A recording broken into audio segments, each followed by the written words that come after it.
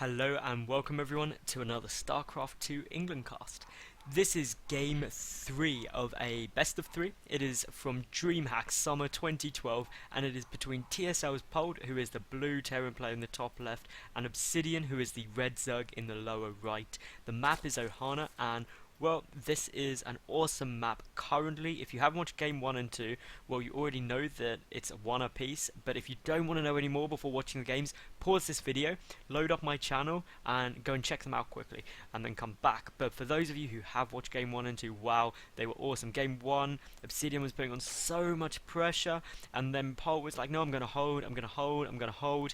And it was just really close. The first encounter knocked Polt's economy down quite a lot. ObsidiaN stayed on 2 base for ages, and then it was just all pretty epic. But eventually, ObsidiaN muscled his way through and won, just with sheer forces. Got some good baning hits off in the mineral line, and just contained Polt nicely. Game 2, much quicker, and well, ObsidiaN, again, why change things if they worked? Went for that massive 2 base pressure, Roach, Baneling, Zergling push, and Polt held it really nicely. Like, he took hardly any damage at all, and ObsidiaN just GG'd after the second attempt because Polt just had too much stuff, and he wasn't able to keep up. So game 3, I'm interested to see what happens, where they'll go for similar openings. Polt's going for this 1 Rax, will probably be a 1 Rax command center, and I'm just happy my prediction came true that this would be go to 3 games, because I reckoned it would. These are super good players, and obviously it's DreamHack. Who wants to go out in DreamHack? You put everything into it. They're awesome tournaments, but we will see this SCV getting harassed. Very, very irritating. That alone, the drone will follow. This barracks needs to be cleared up and finished. The hatchery is on its way down for ObsidiaN. Now, ObsidiaN every single time has gone for a 15 hatch, then a gas, then a pool. So I'll be interested to see if he does a similar build as before, because that's a real big tell that he wants to get out those, well, Zergling speed and Banelings and Roaches quicker.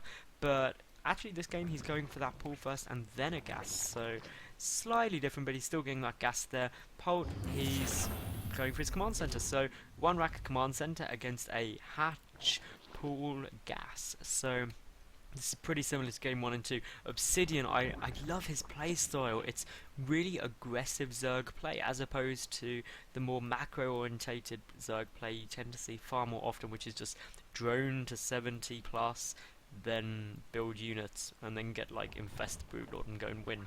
Whereas ObsidiaN, he's like, no, I'm gonna just go and kill you at like 9 minutes. I'm gonna do a 9-minute push at you, and a lot of players aren't used to that from Zergs, so can struggle a little bit. Polt, everything standard here.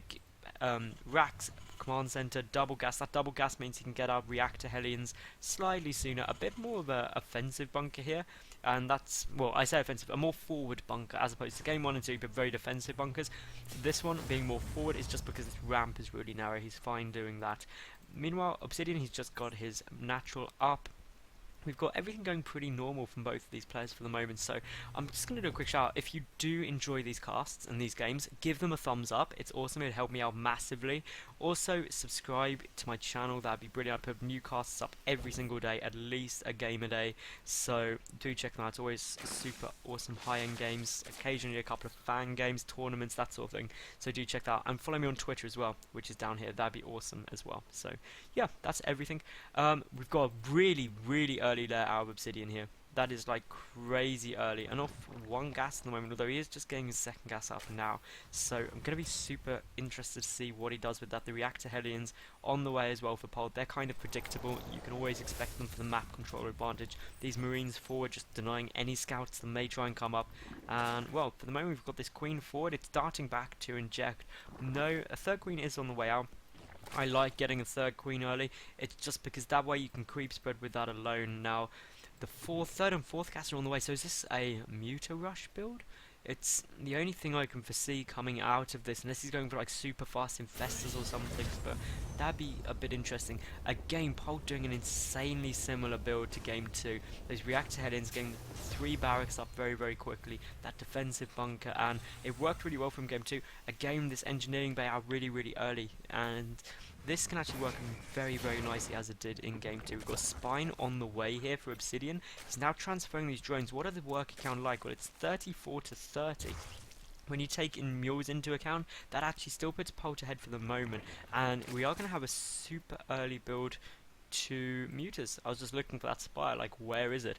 But just on the edge here. The reason it's here is if Polt was to scan, say, back here to look for tech, he won't hopefully see that, or there's less chance he'll spot it. A double tech lab barracks and a single reactor, so that's probably going to be combat shield and stim, although nothing researching at the moment, just marauders coming out. So obviously Polt is assuming a very similar play to game 1 and 2. There goes stim. Are we going to see combat shield as well, or maybe concussive shell is also an option? We do have these Hellions pushing forward at the moment, and it's, well, really a lot of marauders and a lot of Hellions, and that is very, very effective until, of course, mutas start hitting. Then it becomes a lot less effective because, well, mutas can shoot ground units, but neither marauders or Hellions can shoot up. Now, all these Hellions are just streaming across the map at the moment. They're coming down here just to check for a third base. Going to try and deny this creep tumor. Does get cancelled. A second spine crawler on the way out now. This creep spread queen is there on its own, and, well, how are the Hellion numbers doing? There are only 3 Hellions at the moment, but 2 in production at a time. So is Polt going to try and push out with this, or is he just more assuming a big 2-base play? The Spire is now done, and so is the macro hatch on its way. And in terms of marine numbers, there's only 6 marines. 9 mutas will wreck 6 marines, so what's Polt going to do? Well, he has got this engineering bay down. Has he dropped off a scan at all? No scans have gone down yet, so Polt, he could have a big shock if this comes in. The Baneling is following up. Here comes the +1 flyer carapace, so that's an unusual choice. Usually you see Zerg players go for the +1 flyer attack because that makes a bounce. Each bounce do 2 damage as opposed to 1, which obviously makes it a lot more effective. A starport now coming down this reactor, so you're going to see quite a lot come down in terms of medevac numbers. And still, we've got a missile turret down here, and I don't know what spotted them, but mutas have been seen, and now the missile turrets are on their way, and it looks like Polt is just going to move out. That's a great choice in itself, because frankly, with mutas, if you're going for a head-on engagement, Polt knows he's going to lose a lot. He's repairing that missile turret as best he can, and, well, now he should be able to hold this. And if ObsidiaN has gone 2-base mutas, he's going to be really weak to a ground attack. As you can see, hardly anything here. And Polt, well, with this mass Marauder Marine Hellion force, it's just going to be able to punch his way through. Once these 4 Banelings are dealt with, he's going to be in the money. He's getting rid of these creep tumors, and up come the Hellions. Now, need to be careful, though, of those Banelings, because obviously they can do a lot of damage if they engage, because Hellions are light. But those 2 spines instantly melted, and to be honest, I think this is going to be GG right here from Polt. Well, Polt is going to win, and the mutas have even come back to try and deal with this. And admittedly, there's not many marines, but, well, look at the damage these Hellions are doing, roasting all of those drones. So many killed already, 24 workers killed by Polt so far, and the Hellions are doing their best to try and deal with this, but the mains middle line is getting taken down as well now, and there's just so many Hellions here, and, well, this is just not fun times in the slightest for ObsidiaN. If we look, 29 workers killed to 8. All marines in production now. The medevacs are out as well. If we actually look at the worker count, 18 now to 44.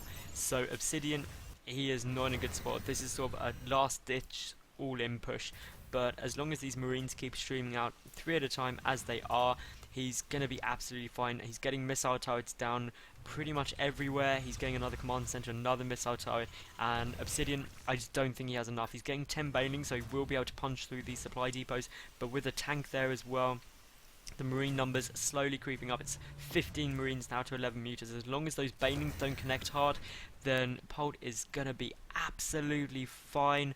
But, I mean, most of these Banelings are going to be spent on the Warlock, and, well, the Zerg can come in as well, but they're just not coming down quickly enough. Some mutas going down, the missile turret is engaging, and, well, the good marine split out of Polt there, but everything's in this pretty hectic, and there's the GG from ObsidiaN.